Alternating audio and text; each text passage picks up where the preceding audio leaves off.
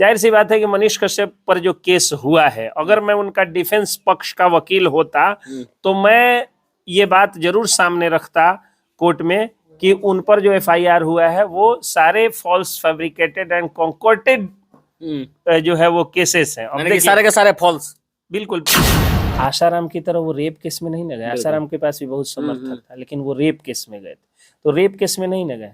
जिस तरह से उनको नीचे बैठा करके फोटो आ रहा है, नीचे बैठाया है यूयू वालों ने, मतलब आप एक कुर्सी नहीं दे सकते थे एक सम्मानित जो आदमी एक इंजीनियर है। केस का जो नेचर है और जो उनके पास एविडेंस है वो सीधे दिख रहा है, डिजिटल एविडेंस सारा दिख रहा है कि हम मनीष कश्यप निर्दोष हैं। तो वो मतलब निकलेंगे बेचारे, मतलब निकलेंगे निर्दोष होकर के ही, दोष मुक्त होकर के बाइज्जत बरी होंगे।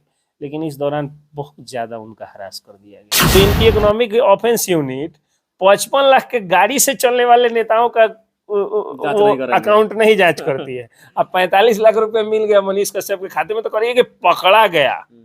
यार जो लोग विरोधी हो मनीष कश्यप के वो जान लो मनीष कश्यप की कमाई और उनके पॉपुलैरिटी का अंदाजा तुमको नहीं मिलेगा। हम बिहारी हैं, हमको सम्मान दो, हमको अपमानित मत करो। और इकलौता मनीष कश्यप ने इस बात को कहा है। इस बात के लिए जितनी लड़ाई मनीष कश्यप ने लड़ा उतना बिहार के इतिहास में किसी नेता ने नहीं लड़ा।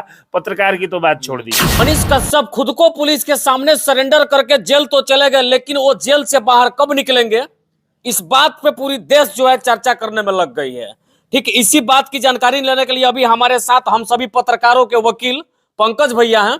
ये अभी कोर्ट से बाहर निकल करके आए हैं, तो हम सोचे कि इनसे जानते हैं कि आखिर मनीष भाई जेल तो गए लेकिन बेल पे बाहर कब आएंगे, इस पे चर्चा करने के लिए आए हैं। सबसे पहले तो स्वागत है पंकज भैया। आपका भी बहुत बहुत स्वागत है। और मनीष कश्यप का जेल जाना हम लोगों के लिए उतना चिंता का विषय इसलिए नहीं है कि ये चंपारण है, और चंपारण इतिहास अपने आप को दोहराता है। हम लोग शताब्दी वर्ष मनाए हैं कुछ दिन पहले, 4-5 साल हुए। 105 वर्ष चंपारण के सत्याग्रह, शताब्दी सत्याग्रह के 105 वर्ष चंपारण सत्याग्रह के पूरे हो चुके हैं।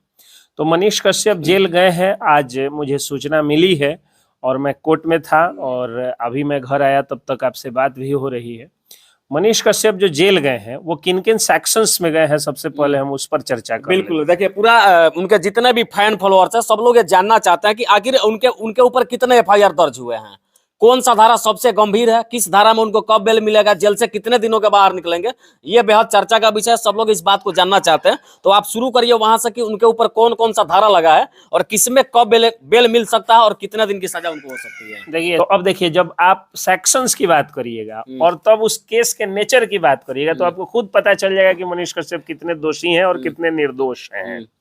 जाहिर सी बात है कि मनीष कश्यप पर जो केस हुआ है, अगर मैं उनका डिफेंस पक्ष का वकील होता तो मैं ये बात जरूर सामने रखता कोर्ट में कि उन पर जो एफआईआर हुआ है वो सारे फॉल्स फैब्रिकेटेड एंड कॉन्कॉर्टेड जो है वो केसेस हैं। अब सारे के सारे फॉल्स। बिल्कुल, क्योंकि जो आ रहा है जैसे ये सेक्शन 153 आ रहा है, तो सेक्शन 153 जो है वो होता है provocation with for provocation with intention to cause riots. मतलब कि आप दंगा भड़काने के लिए किसी को प्रोवोक कर रहे हैं, ये धारा जो है वो 153 दंगा भड़काने के लिए किसी को उकसाना। हाँ, उकसाना। मैं आपको कह रहा हूँ कि जाओ जा करके हिंदू को मार दो, मुसलमान को मार दो, तमिलनाडुअंस को मार दो, केरलियंस को मार दो, बिहारियों को मार दो, ये दफा। तो पूरे वीडियोस जितने आए हैं मनीष कश्यप के, उसमें आप बताइए कि मनीष कश्यप कहाँ पे प्रोवोक कर रहे हैं, ये मुझे कोई बता दे कि कहाँ पे उन्होंने कहा कि बिहारी लोग जाके तमिलनाडुओं को मार दे, काट दे, कुछ भी कर दे। अरे तमिलनाडु इस देश का अभिन्न भारत का एक हिस्सा है और भारत में भारतीय संविधान में विश्वास करने वाले मनीष कश्यप ने कभी भी बस ये कहा है कि हम बिहारी हैं, हमको सम्मान दो, हमको अपमानित मत करो। और इकलौता मनीष कश्यप ने इस बात को कहा है। इस बात के लिए जितनी लड़ाई मनीष कश्यप ने लड़ा उतना बिहार के इतिहास में किसी नेता ने नहीं लड़ा। पत्रकार की तो बात छोड़ दीजिए। इसीलिए मैं कहता हूं कि मनीष कश्यप जो हैं वो डिजिटल क्रांति के एक योद्धा है, एक प्रणेता है। जैसे देश में हुआ था ना, हरित क्रांति हुई थी, श्वेत क्रांति, रजत क्रांति, ये सारी जो क्रांतियां हुई थी, तो जब पूछा जाता है ना कि जीके में होता है कि हाँ हरित क्रांति के जनक कौन थे, प्रणेता कौन थे, पायनियर कौन थे, उसी तरह आने वाले दिनों में इतिहास में पढ़ा जाएगा कि डिजिटल क्रांति के प्रणेता कौन थे। जब फेसबुक, यूट्यूब इत्यादि आए थे, ट्विटर इत्यादि आए थे, इंस्टाग्राम इत्यादि आए थे, तो हम लोगों को बस यही लगता था कि गोरा गोरा चेहरा बना करके लेयर चढ़ा करके और पोस्ट करने के लिए होता है। मनीष कश्यप ने पूरे देश को सिखाया कि ये सारे प्लेटफॉर्म जनता की आवाज उठाने के लिए होता है, सड़क टूटे वो दिखाने के लिए होता है, नाला गलत बने वो दिखाने के लिए होता है, बिजली का खंभा सड़क में हो इसके लिए होता है, बिजली का तार जो है वो कभी भी टूट करके गिर जाए और केवल बिल के लिए अफसर आपके पास आए और बिल वसूलने वाले आ जाए, आप पर FIR कर दें, बिजली विभाग की रंगदारी हो जाए, सड़क में जो भ्रष्ट इंजीनियर जो पैसा लेकर के कैसा भी सड़क पास कर देते हैं, और इसके अलावा मजदूरों का दर्द, बेरोजगारी, वो टाइम पे सेशन चले यूनिवर्सिटीज का, बहुत सारे मुद्दों को लेकर के डिजिटल क्रांति के रूप में उतारने वाले मनीष कश्यप हैं। तो जाहिर सी बात है कि कोई भी क्रांति जो करने वाला क्रांतिवीर होता है उसको फंसाया जाता है। इतिहास उठा के आप देख लीजिए, बड़े बड़े इतिहासकारों से बात कर लीजिएगा। मैं कोई इतिहासकार नहीं हूं, मैं एक वकील सह पत्रकार हूं, और जो मैंने पढ़ा है उसके बारे में आप किसी से पूछ लीजिएगा। उसके बाद उन पर 153B भी सेक्शन है, जो होता है ऑफेंस अगेंस्ट रिलीजियस और वर्शिपिंग गैदरिंग एटसेट्रा। मतलब कि जैसे पूजा पाठ कहीं हो रहा है, कहीं धार्मिक कार्य हो रहा है, उसके अगेंस्ट में आप कुछ कर रहे हैं, या कोई एक सेक्शन जो है, वर्ग है, उसके अगेंस्ट में आप कुछ कर रहे हैं, वो है। तो हमको कोई भी आदमी बता दे कि मनीष कश्यप ने कब किसी धर्म के भावना को ठेस पहुंचाया है।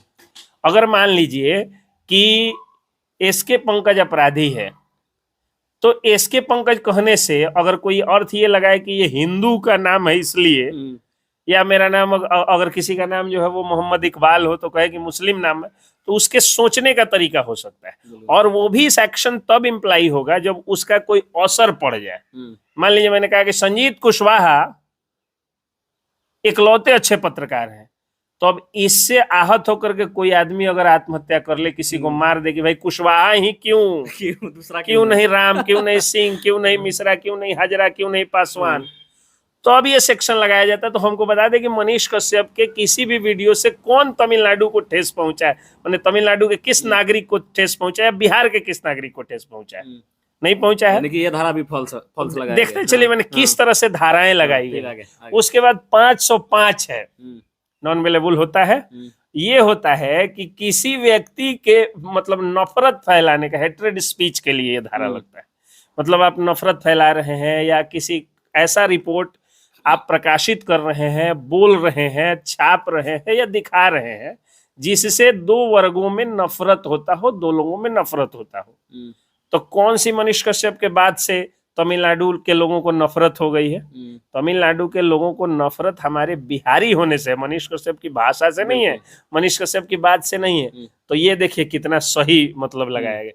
आज से मतलब जब आजादी का आंदोलन चल रहा था तो इसी चंपारण की धरती से एक मुनीष पत्रकार हुए थे, और 100 वर्ष बाद, 150 वर्ष बाद, एग्जैक्ट डेट मैं रिकॉल नहीं कर पा रहा हूं, कुछ वर्षों बाद, कुछ 100 वर्षों बाद आज मनीष पत्रकार आ गया। पहले कौन थे? मुनीष पत्रकार। आज कौन है? मनीष पत्रकार। तो ये अगर कोई आदमी धर्म में विश्वास करता होगा, अगर रीइंकार्नेशन में विश्वास करता होगा, पुनर्जन्म में विश्वास करता होगा, तो मुझे तो लगता है कि पीर मोहम्मद मुनीष ही मनीष कश्यप नाम लेकर के अवतरित हुए बस। और पीर मोहम्मद मुनीष का कोई आदमी डॉक्यूमेंट्री जो है वो चेहरा देख लीजिएगा, मनीष कश्यप से मिलता है कि नहीं। कानून इस बात को नहीं मानता है, लेकिन मैं भारत का नागरिक हूँ, मुझे मेरे धर्म के अनुसार कुछ भी बोलने की आजादी है। उस आजादी के तहत मैं बोल रहा हूँ कि मुनीष का ही पुनर्जन्म, फिर से अवतार मनीष रूप में हुआ है। और वो मुनीष पत्रकार थे जिनसे वो सत्ता डरती थी, जिस सत्ता के बारे में कहा जाता है कि उनके राज में कभी सूरज अस्त नहीं होता था। और आज देखिए ये सत्ता मनीष के खिलाफ भिड़ी हुई है। बिल्कुल वो सत्ता जो मजदूरों को गुलाम बना रही है, गिरमिटिया प्रथा की तरफ फिर से भेज रही है। तो एक ये बात मैं बता दूं। दूसरा देखिए, बड़ी शातिराना ढंग से, आपके सारे सवालों का मैं स्वागत करूंगा, मेरी बात कंप्लीट हो जाए। शातिराना ढंग से पत्रकारों को 3-4 ग्रुप में बांट दिया गया। जैसे जनता को ये लोग ग्रुप में बांट देते हैं। जब आप पूछिएगा कि मोदी जी 2 करोड़ रोजगार का क्या हुआ, तो मोदी जी कहेंगे कि हमने हिंदू का मंदिर बना दिया, बिल्कुल मैंने सर्जिकल स्ट्राइक करवा दिया, मैंने सर्जिकल स्ट्राइक करवा दिया, मैंने जो है वो मुसलमानों का मनोबल डाउन कर दिया, जो आतंकी मुसलमान थे ये लोग कहते हैं। तो भाई हम आपसे रोजगार मांग रहे हैं, आप हमको हिंदू मुसलमान सिखा रहे हैं। ठीक वही चीज हो गया कि जब तेजस्वी यादव से पूछा रहा है कि भाई 10 लाख नौकरी का क्या हुआ, तो ये कहते हैं कि हाँ ये फॉरवर्ड लोगों ने बैकवर्ड पर बड़ी अत्याचार किया। मतलब जातिवाद फैला रहे हैं ये लोग, वो संप्रदायवाद फैलाते हैं, ये जातिवाद फैला रहे हैं। तो ये जो जिस तरह से जनता को ये लोग मतलब बांट चुके हैं, और जनता कभी एक नहीं होती है, जिसके कारण इस बिहार का दुर्भाग्य है कि या तो 9th फेल हमको डिप्टी सीएम मिलेगा, या फिर मोदी जी के नाम पे उनके अयोग्य सांसद और विधायक मिलेंगे। तो इनकी इकोनॉमिक ऑफेंस यूनिट 55 लाख के गाड़ी से चलने वाले नेताओं का अकाउंट नहीं जांच करती है। अब 45 लाख रुपए मिल गया मनीष कश्यप के खाते में, तो करिए कि पकड़ा गया। यार जो लोग विरोधी हो मनीष कश्यप के, वो जान लो मनीष कश्यप की कमाई और उनके पॉपुलैरिटी का अंदाजा तुमको नहीं मिलेगा।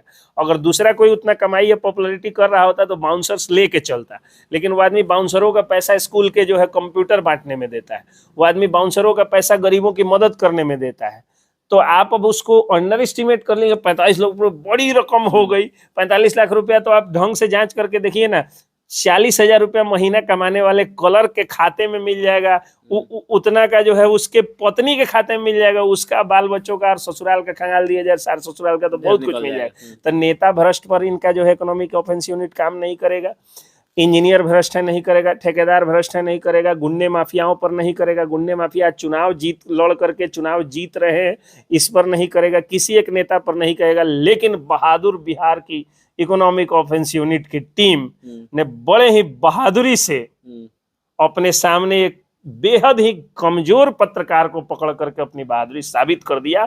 मतलब एक 25 साल का नौजवान व्यक्ति एक खरगोश को पटक करके अपनी बहादुरी दिखा रहा है दूसरा को। हिम्मत है तो नेता रूपी हाथियों के पास जाइए, हिम्मत है तो आप गुंडा माफियाओं के पास जाइए, वहां आप नहीं जाइएगा। एक मामूली पत्रकार मिल गया जिस बेचारे को मतलब कुछ नहीं, खपड़ा का घर है। आसाराम की तरह वो रेप केस में नहीं न गए, आसाराम के पास भी बहुत समर्थक था, लेकिन वो रेप केस में गए थे। तो रेप केस में नहीं न गए, जिस तरह से उनको नीचे बैठा करके फोटो आ रहा है, नीचे बैठाया है यू वालों ने। मतलब आप एक कुर्सी नहीं दे सकते थे एक सम्मानित, जो आदमी एक इंजीनियर है, आपके एसपी साहब के बराबर पढ़ाई वो आदमी किया है, आपके एसपी साहब से ज्यादा लोग उसको जानते हैं, उसको पूजते हैं, लेकिन आप क्या करते हैं, आप उसको नीचे बैठाए हुए हैं। तो बड़ा दुख हुआ मुझे देख करके। और अब जो मैं प्रोसेस देख रहा हूँ उससे भी बहुत दुखी इसलिए हूँ कि अभी इकोनॉमिक ऑफेंस यूनिट वाले रिमांड पर लेंगे उनको, फिर तमिलनाडु की पुलिस आ गई है, तमिलनाडु की पुलिस भी रिमांड पर लेगी, और तब अगर बिहार पुलिस के भी मन में अगर बदमाशी होगी तो बिहार पुलिस वाले भी उनको रिमांड पर लेंगे। तो ये रिमांड में ही कुछ दिन ये लोग जेल में रख देंगे, मतलब रिमांड में ही कुछ दिन रख लेंगे, तब उनको भेजा जाएगा न्यायिक हिरासत, तब ट्रायल होगा, तो उनको क्लीन चिट तो मिलना ही है। मैं जानता हूँ क्लीन चिट मिलना है, क्योंकि केस का जो नेचर है और जो उनके पास एविडेंस है वो सीधे दिख रहा है, डिजिटल एविडेंस सारा दिख रहा है कि हम मनीष कश्यप निर्दोष हैं। तो वो मतलब निकलेंगे बेचारे, मतलब निकलेंगे निर्दोष होकर के ही, दोष मुक्त होकर के बाइज्जत बरी होंगे, लेकिन इस दौरान बहुत ज्यादा उनका हरास कर दिया गया। आगे इस मामले में क्या कुछ नई अपडेट आती है उसको भी बताने का हम पूरा प्रयास करेंगे। जय हिंद।